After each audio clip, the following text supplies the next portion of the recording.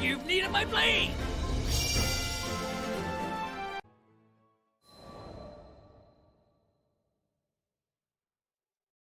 Once upon a time, in a land far away, there was a lone swordsman famed for his two-sword style. He became a legend after fighting over 10,000 battles, and the mere sound of his name struck fear into the hearts of his enemies. Whenever he appeared in town, ne'er-do-wells were said to scramble away like spiders fleeing the light. Prospective fighters began to seek out the swordsman, and thus he gained quite the following of disciples. Amongst them, some were so strong they could crush warships with a single strike. One could do worse when choosing students of the martial arts. So the master abandoned the battlefield for the mountains, where he could train his beloved disciples in peace. There was one disciple who quickly stood leagues above the rest. It took her only a matter of days to master the most complicated techniques.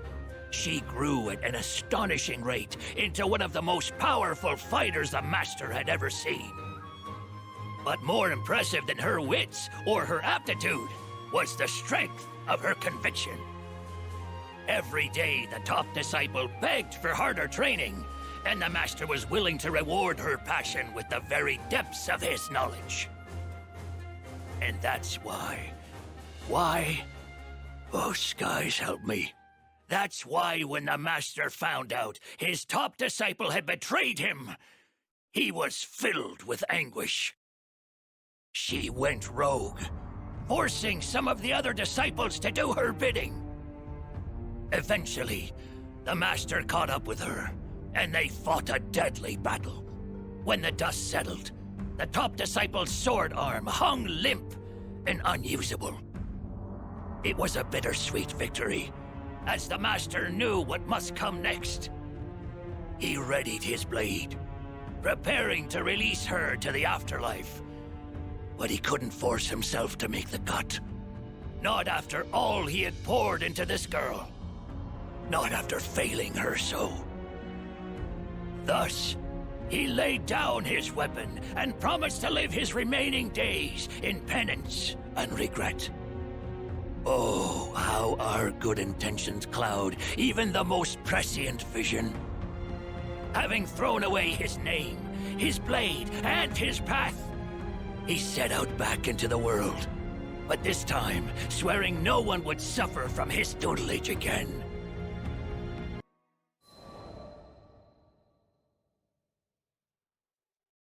Time passed, and the swordsman found himself atop a different mountain, where he learned he had a knack for fishing. Suited him just fine. Bass for breakfast, salmon for supper, and naps in between. Yep, it suited him just fine. It was the quiet, healing life of a hermit. Sometimes, when he needed supplies, he would go down to the village and train the locals in a little sword work. That made his coin purse jingle again.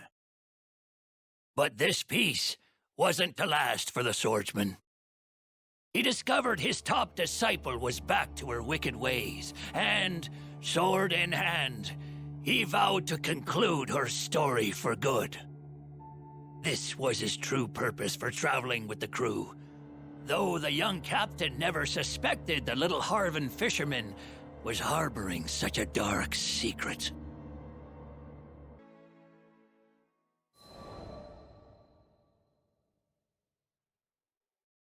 The former disciple's latest victim had been a simple man from a remote mountain area, cut down, somehow without the use of her sword.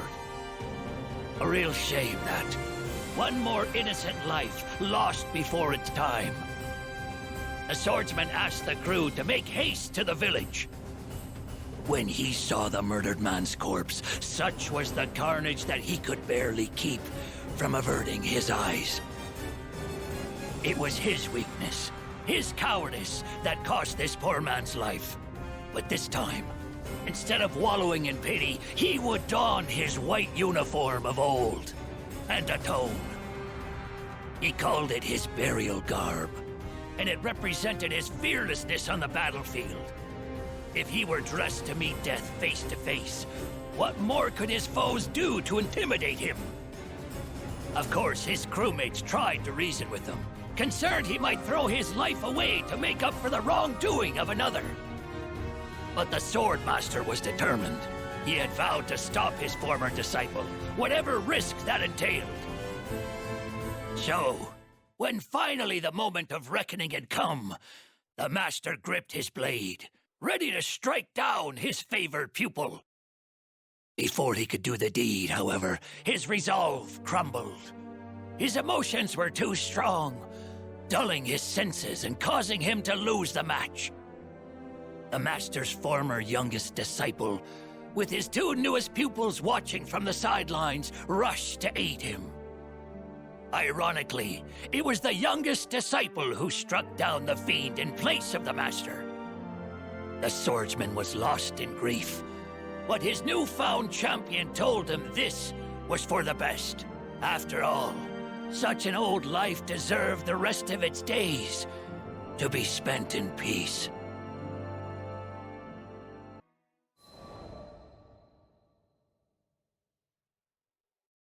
After joining up with the crew, I've had some helter-skelter days, let me tell you. So when we arrived in Zega Grande, I knew I needed to get myself some fishing done. Reset the old noggin. Found a nice quiet pond and dropped my line.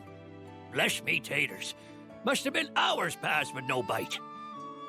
Finally, I decided to pull up my rod and check if the bait was still hardy. But there weren't no baits, no hook, and no fish. Only a lonely little bobber remained on the line. Right, well, what about me traps? I was halfway through the search when I realized, blast, I left them in the lodge. What a day, what a day. But it was too late in the noon to go back for them, and I had other business to attend to, like getting back to the pond and staring out at the clear water. In that moment of stillness, the fishies swam out of their hiding spots. There were big ones and little ones, and the whole school of them reminded me of my teaching days. Each of my disciples was unique in their own right. Had me some slow learners and some fast ones, some goody two-shoes and some real punks. I learned me some good lessons from those kids. My top student, Grace, never wavered in her particular sense of justice, and her commitment to her training was ironclad. What a waste. Range, my youngest pupil, lost his way for decades after leaving my tutelage, but he ended up killing Grace in my stead. He was selfless, thinking only of his master.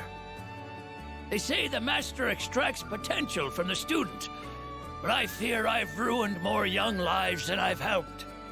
Makes a fisherman wonder how they all would have turned out had he just kept well enough to himself.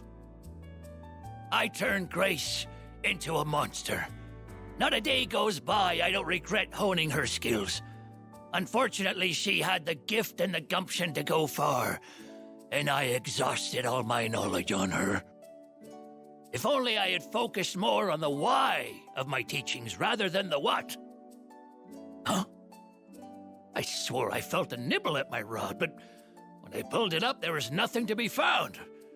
That's when I remembered I still hadn't hooked or baited the line. That was odd. I was getting antsy. Maybe it was because I forgot the traps, but I couldn't relax just sitting there anymore. I decided to pack up and head back into town. You see, the mind is like a creek. You want to keep it healthy. You gotta keep the waters from stagnating. But churn them too much, and you risk losing all your fish. I decided to head to Sierra's shack and replace some fishing gear, hopefully restoring my brain pond in the process. But just as I was dipping my toes into the placid waters of the lures and baits, I heard a rustle from behind. And to my surprise, they were my crewmates, picking up a package. Said they were bored at the inn and asked if they could come fishing with me. Youngsters so bored they wanted to go fishing? First time for everything, huh? While I was hammering out the finer points of fly casting with the captain, Sierra Carte piped up. Said she'd come across a pretty tasty rumor. Yep, apparently there's a legendary fisherman in this skydom that people have started calling the Fisher God. I'd heard rumors like this one before, and they always stank like fish guts. Catching 10 fish with one cast, netting a whole consortium of crabs. By yourself? Gah! If I had a fin for every story like this, I'd be a pretty scary sea monster by now. Then again, I'd be lying if I said I wasn't intrigued.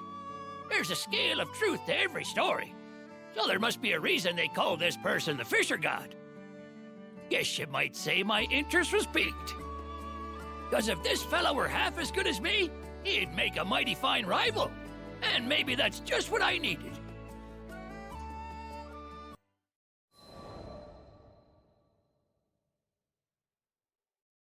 After some consideration, I decided I would test my mettle against this so-called Fisher God. The captain, Lyria, and Vern wanted to help out too. I asked around town where I might find such a rival, but he proved to be as mythical as his title suggested. Rumor had it that he appeared at ponds, peaks, and valleys. The others garnered about the same information, which only further piqued my interest. No matter who we asked, we could not catch the proverbial tail of the Fisher God. All we learned was that he was skilled, able to catch 10 fish with one cast, yada yada, and any new species he caught would be named after him, meaning there were lots of little demigods swimming around now. With only tales of his escapades to feed us, and no concrete info, we grew weary. You can't sustain a healthy rivalry on rumor, after all. We needed to change our approach and re-examine the facts. All of the stories were about places he visited, meaning he'd never been spotted in town. With that in mind, we enlisted Sierra Carte to speed up the investigation.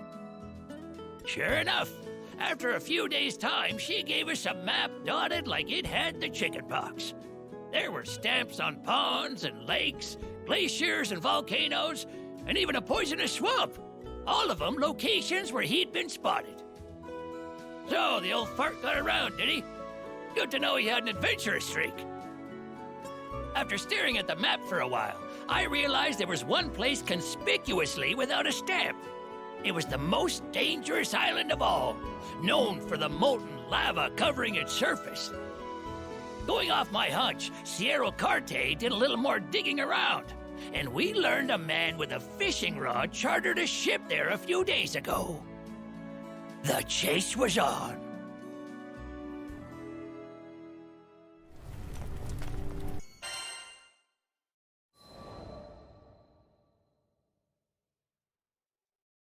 Hey, mister! What the heck are you doing out here? What's it look like? I'm fishing. What fish? You might catch a few rocks if anything at all. We fish, therefore they are. It's the deepest waters what hide the greatest prizes. The proverb left his lips like a right prophet. This had to be our Fisher God. I still don't get how fish could survive in lava. And that's your problem. His answer was cryptic, but it had its own logic. The captain, Lyria, and Vern cocked their heads to the side in confusion. Clear water or molten rock? Cast the rod and catch the fish. Truer words were never spoken, friend. Guess I've learned me something over the years. Those unblinking eyes, that unrelenting hunger for the catch. His tools were top-notch. More importantly, however, he had the aura of a man born to hunt the seas. But I didn't come to admire him. May we presume you are the Fisher God? And to what do I owe the accusation? What do you say to a little fish-off betwixt the two of us? Ah, now there's a song to my ears. It would be my honor. And thus, the net was cast.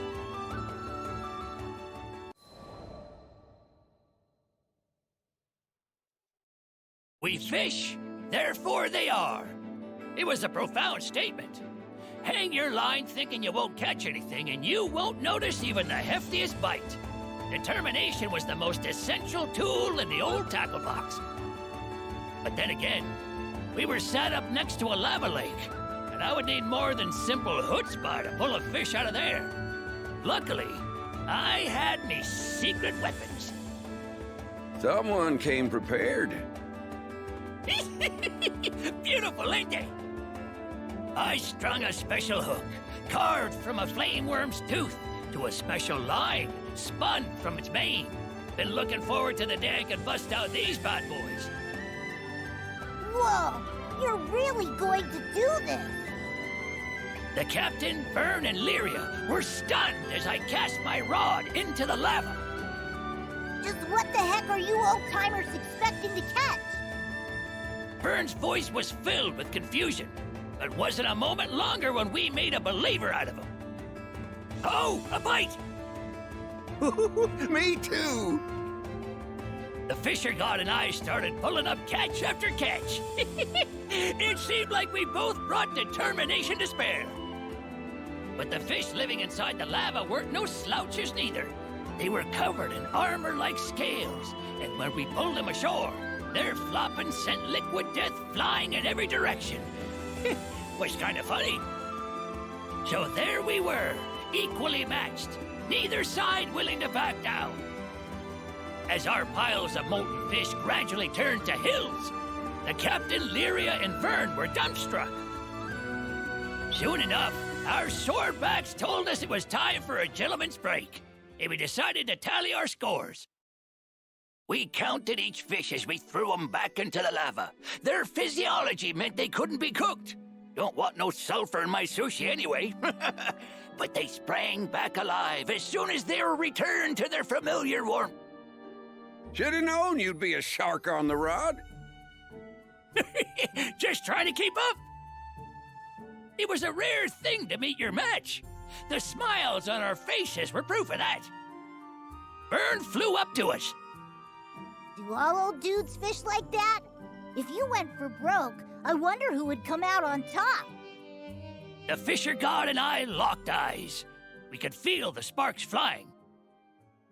Sounds like the gauntlet's been thrown. Agreed. We've had enough of a warm-up. Then you won't mind if we up the ante, huh? He told us about a few local legendary fish that had eluded capture for years.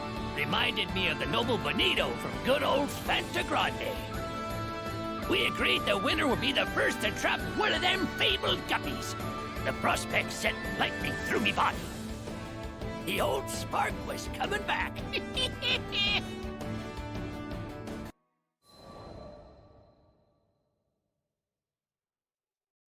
Now I just had to track me down a living, swimming myth.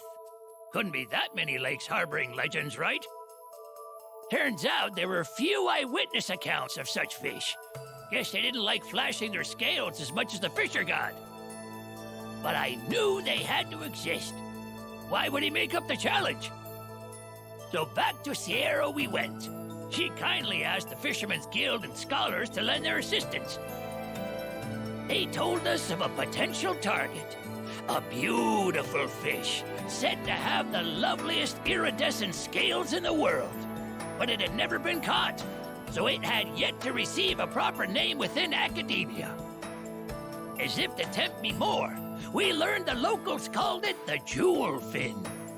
Catching it would be like grabbing a cloud, but the more I heard, the more I needed it.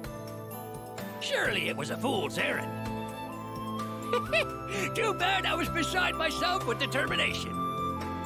A being that existed somewhere between reality and rumor, I had to catch me some of that. Thus, in the coming days, whenever I found a semi-reliable lead, I would fly to the spot and cast my line. Went to salt lakes where a sip of the water would dry you to the bone. Wandered around underground streams where you couldn't see your hand in front of your face. And then every place in between. The captain, Lyria, and Vern accompanied me on my flights of fancy, but they grew tired of the pace. I wouldn't force him. I had planned to make the trip alone anyhow. All I wanted to do was find the unfindable, to catch the uncatchable. It was a good sign, honestly. They say anticipation exists right before accomplishment. Take a new sword technique. You only perfect it the day before a duel. A consequence of pre-battle nerves sending your noggin into overdrive. And this fish-off was a duel to the death for me and the Fisher God. It would be the accomplishment of the century for any who lived by the rod. I was having the time of my life. But I knew I didn't have forever. We were in this skydom for a reason, and that mission had to take precedence. I decided my next search would be the last. It brought me to a labyrinthine jungle, which had claimed many adventurers in the past. I heard that somewhere inside was a spring turned monster den. One look at its bewitching twinkle would be enough to drive a man mad, and he'd throw himself into the pool to be swallowed. Relying on those exaggerated claims for guidance, I braved the forested depths to discover not a glorious spring, but a regular old bog. Ugh. Ain't no legendary fish ever lived in a place like that. But still, I cast my rod, and Vern and the captain waited with bated breath as they watched me bobber-a-bobbin'. The swamp remained quiet. I was neither overcome with anticipation nor bored from inaction. I was part of the stillness, and my rod was my connection to it. I was one with nature and leaping liver fish a bite. I tugged the fish to the surface and began to tear up as the most perfect, lustrous twinkle broke the murky waters. Turns out none of the scholars' descriptions were quite right. But this was it. This was the jewel fin of legend.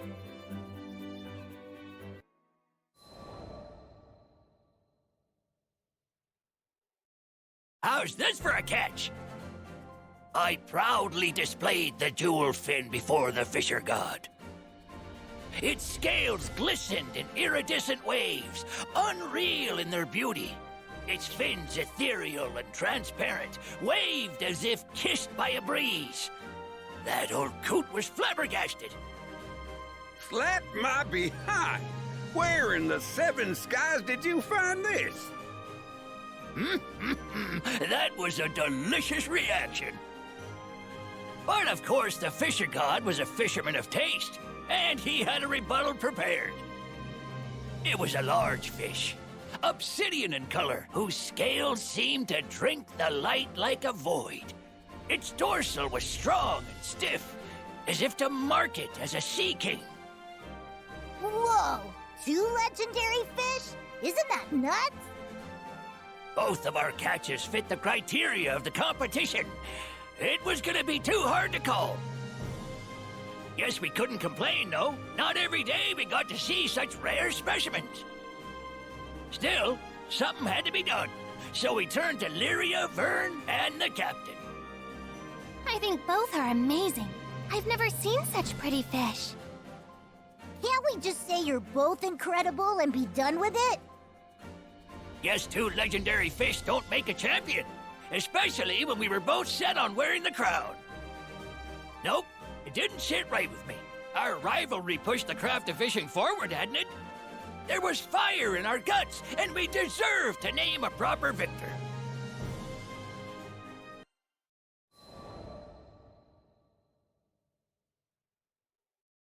Vern saw the determination plain on our faces.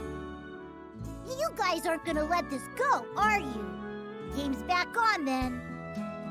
Lyria pondered for a moment and made a suggestion. How about whoever fishes up the most happiness? That could be interesting. A genius suggestion. This island was under Avia's control, terrifying the population. It would be a saintly move to give them cheer with a side of full bellies. It was settled.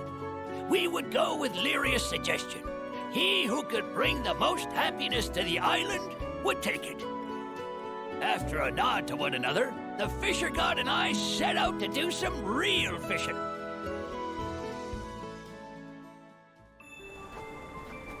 So, I'm ready to get down to the pond.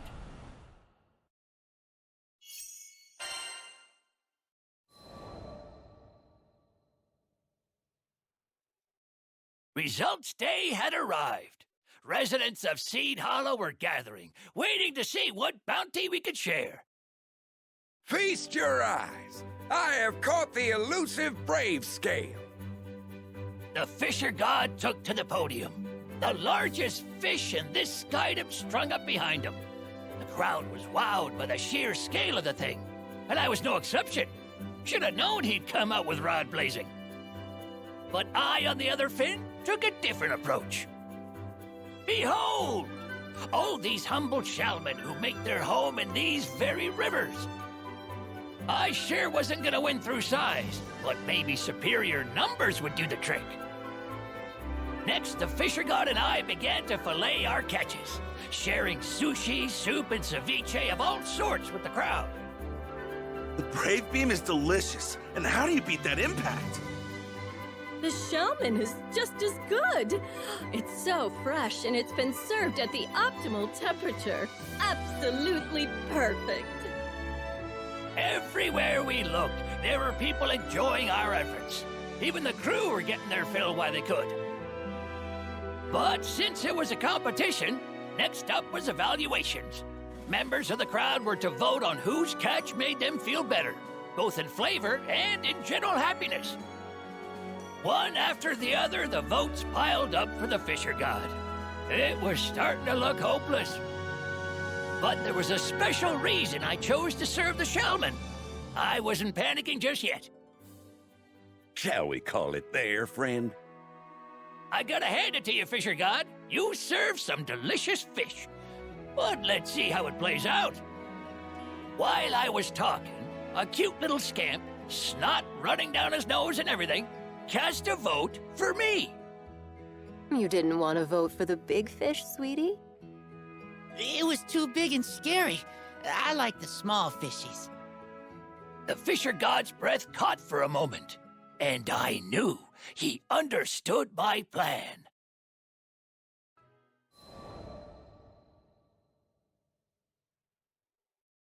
The Fisher God bowed his head and admitted I was the winner. But before I could humbly accept his withdrawal, Vern voiced honest confusion. Looking at the votes, you're the clear winner, aren't you? Not at all. Without this master of the rod opposite me, these results wouldn't have been possible. He spoke from the heart. Moved me a bit to hear that he understood me through and through. It's ordinary fish, ones we consume daily, that bring us health and happiness. Delicacies shine because they're a rare treat, but well-being is built on something more than rarity. Hearing that youngster speak, I understood what Yodarha was trying to tell me. In fact, I couldn't surmise for myself his proof of my hubris. He continued. I guess what I'm trying to say is, a child's smile will do more for a village's well-being than all the legendary fish in the sea. That's what I should have been aiming for. A smirk sat on his lips as he turned to me. Congratulations, Yodarha. Even had I won this competition, I concede in our fish-off. You are the rightful victor. I've learned much from our duel. I thank you from the depths of my heart. Never in my days had I met a more worthy gentleman. And you, good sir, helped this old minnow rediscover his love of the sport. After the voting had concluded, the townsfolk were still savoring our dishes. Both Brave Bream and Shalman were a hit. The satisfied smiles of the people were evidence of this. But as all good things must come to an end, so too did the feast. Despite the mountain of fish we started with, not a single fillet was left. I turned to the Fisher God, a gleam in my eye. And though he just admitted defeat, his eye held the same twinkle. You want a race to see who can get this place spick and span quicker? We were no longer rivals. We were brothers of the rod. And this little competition would tide us over till our next real match.